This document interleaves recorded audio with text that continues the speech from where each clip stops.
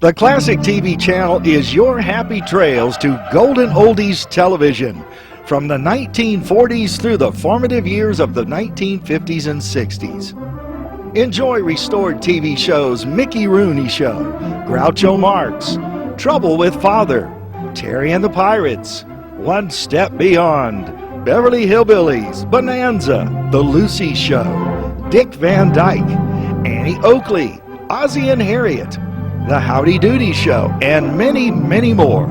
Binge your night away. So return with us now to those golden days of yesteryear.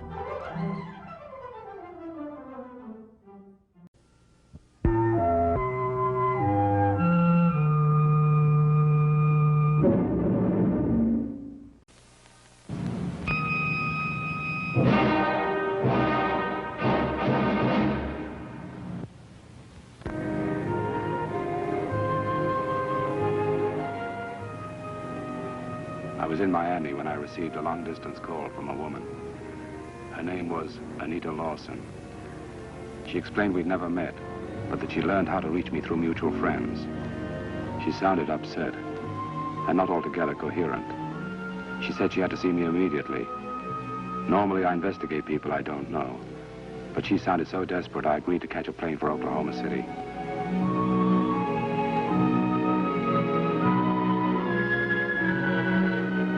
I checked into a hotel, telephoned and told her I'd be right over.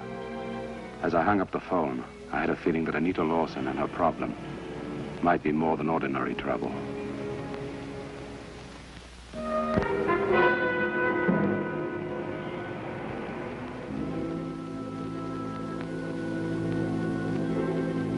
Anita Lawson greeted me and started talking. She had married Blake Lawson 8 years ago when he was wildcatting for oil. They'd had a rough time, and one day he didn't come home. Months later, she heard from him. A letter mailed from Cairo.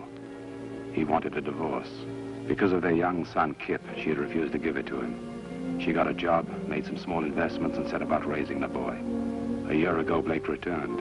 This time, she asked for a divorce. He became violent and was sent to jail for a year. A few days ago, he'd been released. He'd needed money, and she had given it to him. Then he'd asked to see Kip. Anita Lawson seemed to hesitate. She became frightened again, so I asked, "Where's Kip now?" That's the whole problem, Mr. Lanyard. Last night, when I returned home, the maid told me Blake had picked up Kip that afternoon. They haven't returned yet. I keep telling myself it'll be all right, but I'm almost out of my mind. I want Kip back. Do you think you can help me, Mr. Lanyard? Oh, I don't know. I wouldn't know where to start looking for Blake Lawson. Well, Blake usually heads for any new oil strike. He might do that again. Well, it's a long shot, but it might be worth a try. I know it sounds trite, but try not to worry. If you do find Blake, please be careful. He can be very difficult. Bring Kip back. That's all I want.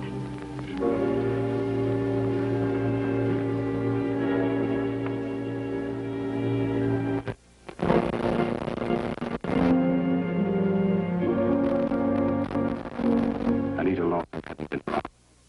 I learned that wherever a town had been built because of an oil strike, people knew and admired Blake Lawson. But none of them went out of their way to tell me where I might find him. And someone gave me a lead. He suggested I try Ed McClinty's hotel. He said I'd find Blake or his sidekick, a man named Creep. He described Creep to me. Here we go. Mama needs a new mink. Ah, made it.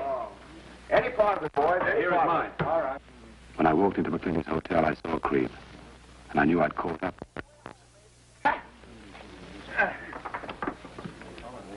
You're showing Creep the way home, babies. Just keep walking and talking. Ha!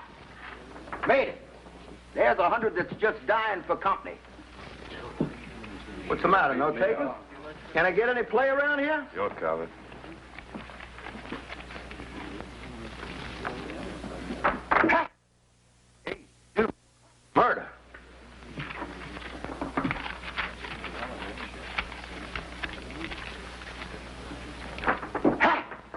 is my point.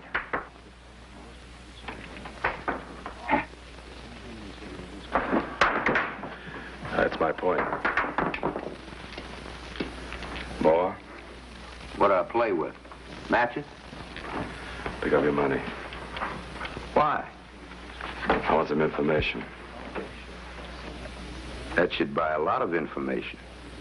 Yeah. I'm looking for a man. His name's Blake Lawson.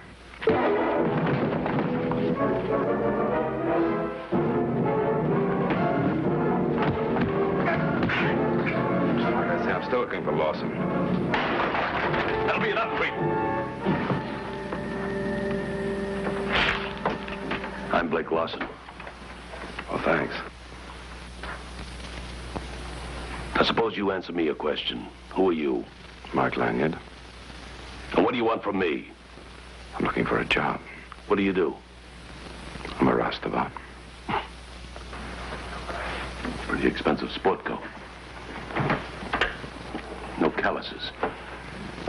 I think you're a private cop, mister. Want to try and prove it?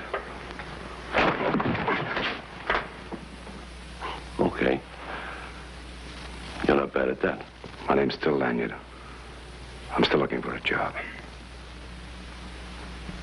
Creep, see if you can find Ed, huh? Come on, let's sit down. Okay.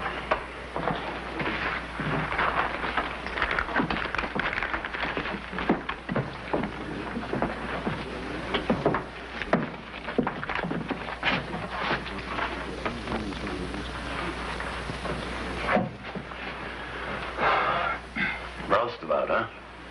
Yeah. We're rigging a well on the old Masterson site. It's supposed to be a dead field, but I got my hopes.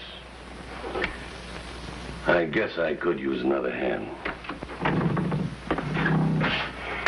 You looking for me, Blake? Yeah, honey, this is Mike Lanyard. I'd like you to meet Ed McClinty. Okay, let's get it over with. My father was one of those kinds that swore he'd never have a girl in the family. So when I came along, he just refused to admit it. Lanyard just got into town. He's going to work with me on old number 5. You got another room in this fire trap? Well, I've got the room. So you got the money? We start drilling tomorrow at 6. Be there on time. I'll be there. I'll shake hands with you now. Don't make me sorry I did, huh? What's the funny look for? Oh, he seems like a nice guy. Oh, yeah. I guess you could say that. But then, I'm not much of a judge. I happen to be in love with the guy. Come on, I'll show you your room. Sure.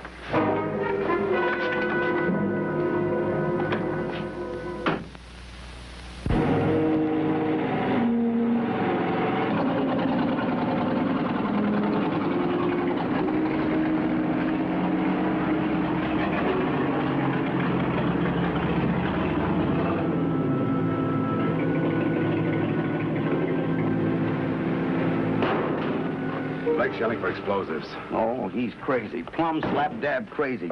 Why don't he pay some attention to the magnometer? You've known him a long time, haven't you, Creep? Well, sure, we started in this business together. He's stubborn as a government mule, but he's got a lot of stuff. He never says enough to give me an opinion one way or the other. Well, there's been a lot of uphill in his life. A lot of uphill. But better now. Why? Ever hear of a man going fishing 5 nights in a row and dying of worry? Creep!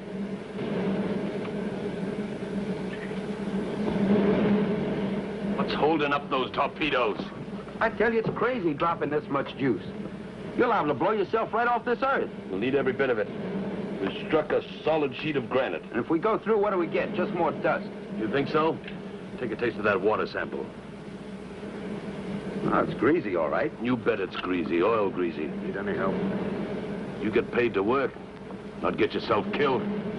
All right, everybody, clear this well. Hurry it up. Come on, let's go.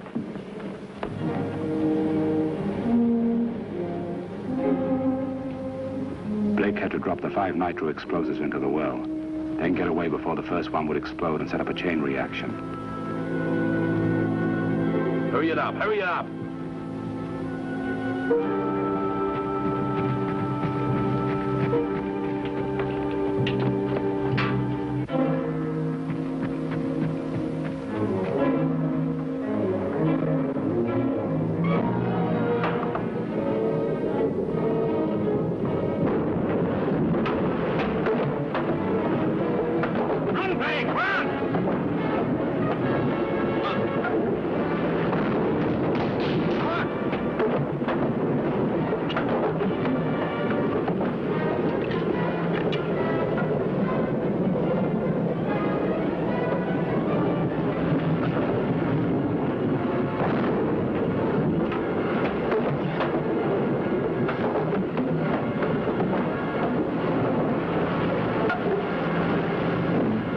out of here. That pipe's coming down in a minute.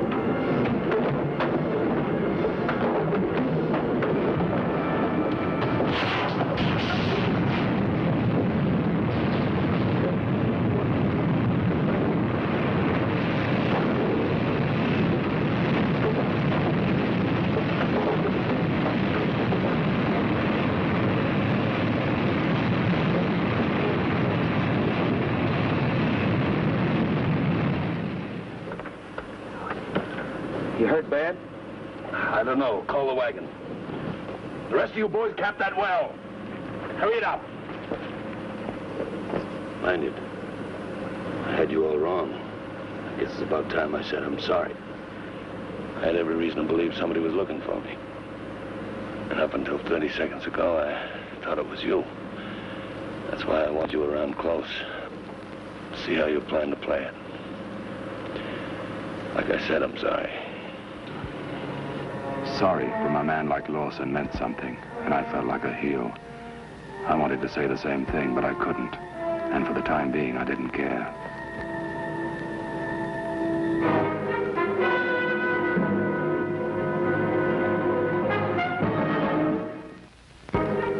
I'd awakened in Ed McClinty's room. I looked at the globe, covered with small flags, and wondered if they meant something in Blake's life. Hello, Ed. Hi, Mike. How are you feeling? Okay. Mike, I'm not very good with the soft-spoken words, but right now I want to say thanks for what you did yesterday afternoon. If anything had happened to Blake, everything would have ended for me. How is Blake? You were both lucky. Yeah. I was looking at your globe. Do those flags mark your itinerary? My life. Except for the year and a half Blake was married. During that time, I didn't see him. Oh? Who did he marry? A girl by the name of Anita Forster. Her father was a wildcatter, made and lost a fortune. During that time, Blake held a lease that looked more promising than the Treasury Department. Anita liked money, so she married him. And then what happened? Well, several months later, the well came in a duster. It cost Blake a great deal, but Anita didn't seem to care as long as she could keep her expensive apartment in Dallas and all the things that went with it. Finally, Blake was dead broke. And she divorced him, huh? No, Anita wasn't that humane. She made him run all over the world trying to make a strike. Iran, South America, Saudi Arabia, you name it. Yeah. He must have loved her very much. No, but he loved their son.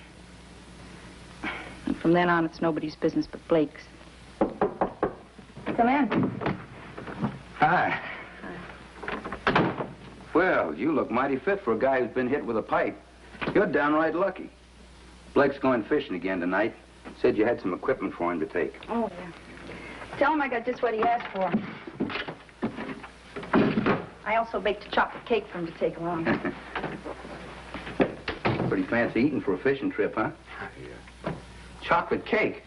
Hey, Ed, how's the chances of me licking the bowl?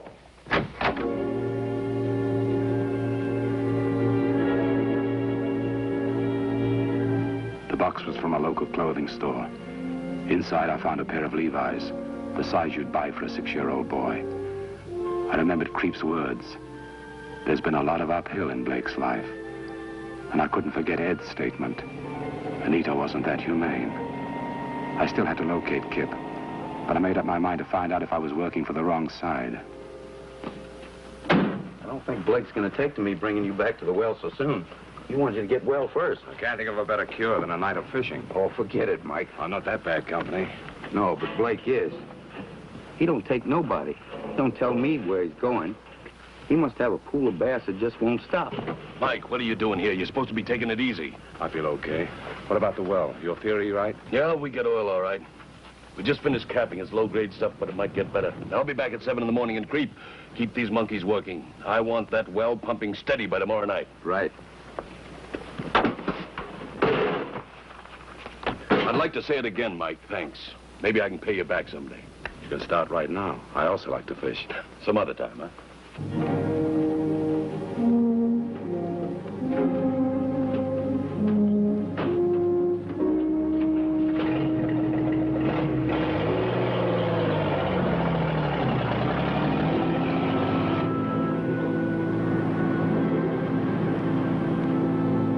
Blake drove off. The more I thought, the worse I felt. I was almost sure that Anita Lawson had played me for a sucker. There was only one thing missing. Why had she gone to all this trouble just to fool me? Then I began to ask myself questions about Blake. I wondered why he would kidnap his son. Why hadn't he gone to court? Why hadn't he tried to obtain legal custody of Kip?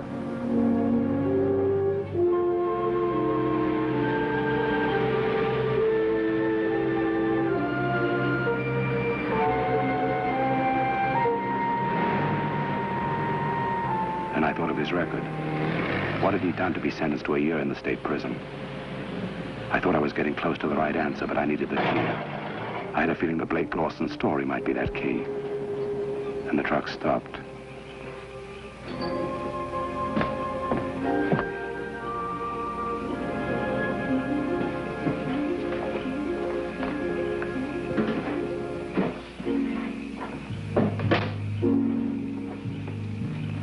I watched Blake take the packages and head for the cabin and his son.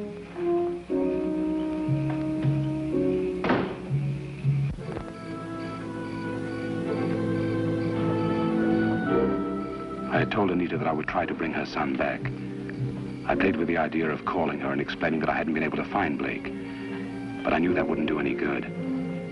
Even if Blake had a good reason for taking Kip, there's a law that says it's wrong. I had to find a way to make Blake level with me. I was sorry I hadn't told him the whole story this afternoon.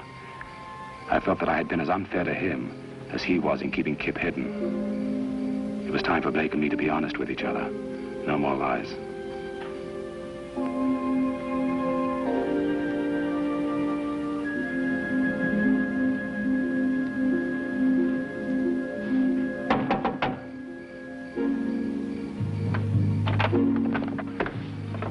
What do you want? I think you know. Hello, Kip. Hello. Is this your private oil field? Blake had built Kip a miniature oil field, and the boy excitedly told me it was called Lawson's Field Number 7. It was no trick to see that Kip was happy and very much at home. Blake told him it was time for bed, but Kip protested the well was about to blow in. His father went along with him and said, You got all your rigging secured? Jack. Okay. Drop your nitro. There she goes. Hold your ears. Bang! Boy, look at that.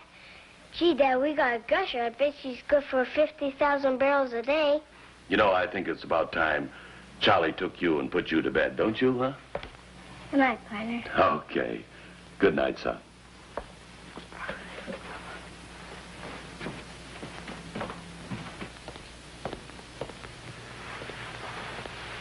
Nice kid.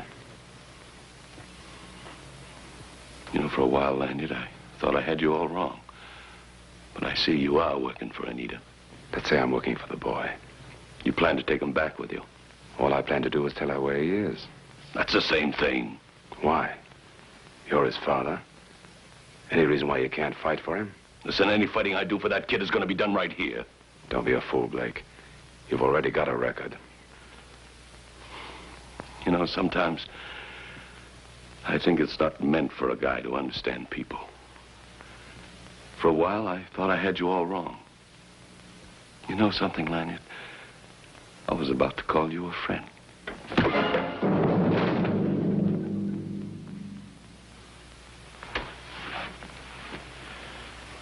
If you've a legal right to the boy, I'll help. All right, what's the matter with you?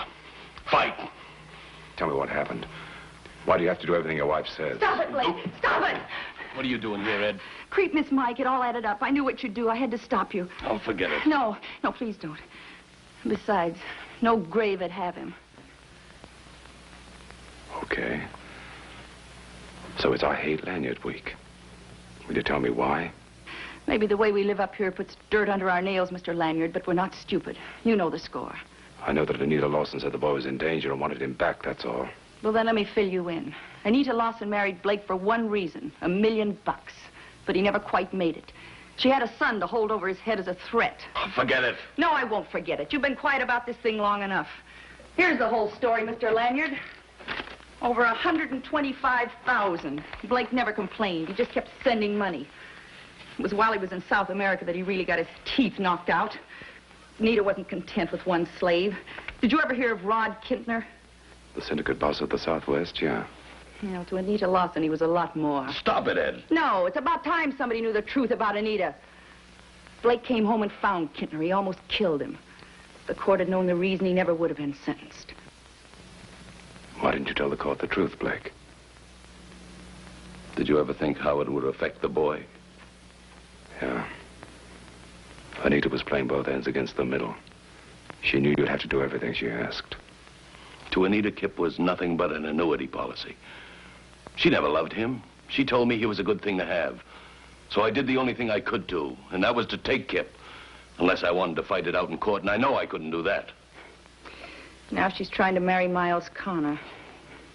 Just doesn't make sense. Anita's no good, and yet she seems to get everything she wants. Yeah.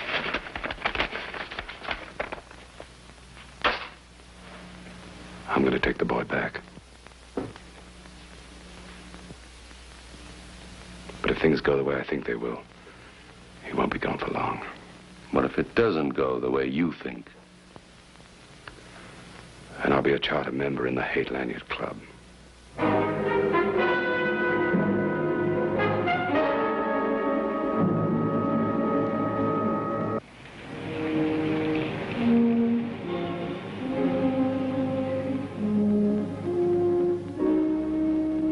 On the way back to Oklahoma City, Kip told me his mother was seldom home. That since he'd been staying with his father, he'd been much happier. I felt sorry for him. I hoped my idea about Anita would work. As I looked at Kip, I knew it had to work. Not much like living at the cabin with your father, is it? No. Mr. Lanyard, can't we go back? I want to be with my father. We'll see, Kip. Go to your room now, huh?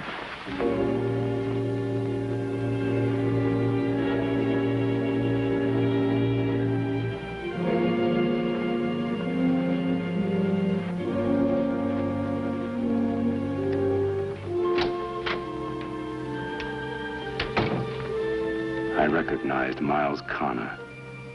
And as I watched Anita saying goodbye, more than ever, I understood Blake Lawson.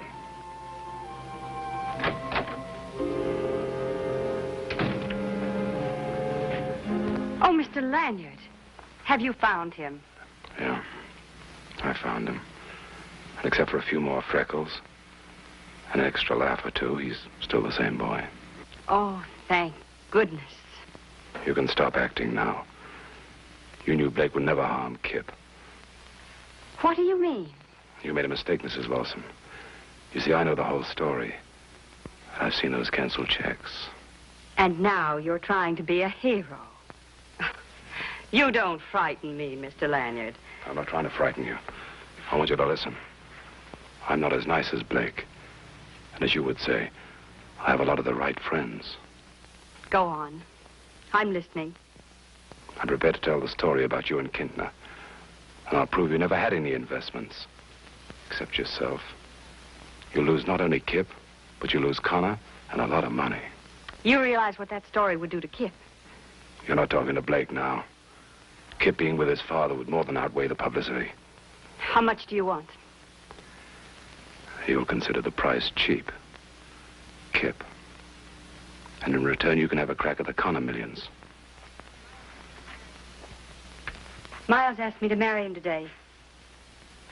I've always wanted money. I guess you can't imagine how important that really is.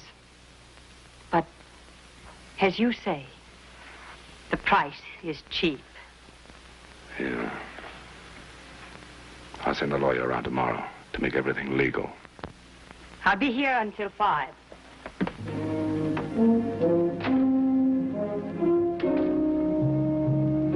Kip? Your father's expecting us for dinner. If we want to make it on time, we better leave now. Are you sure you have to go, Mike? This time I won't ask for an advance on that room. Afraid I'll have to pass it up, Ed. Well, you may not be the best roustabout I ever had, but believe me, Mike, you are my best friend. Any objections if I kiss the bride? Why do you have to ask? Well, the Lawsons have a way of hitting back. Not this Lawson. Dad. If this came in, number 12, this came in. It's a gusher.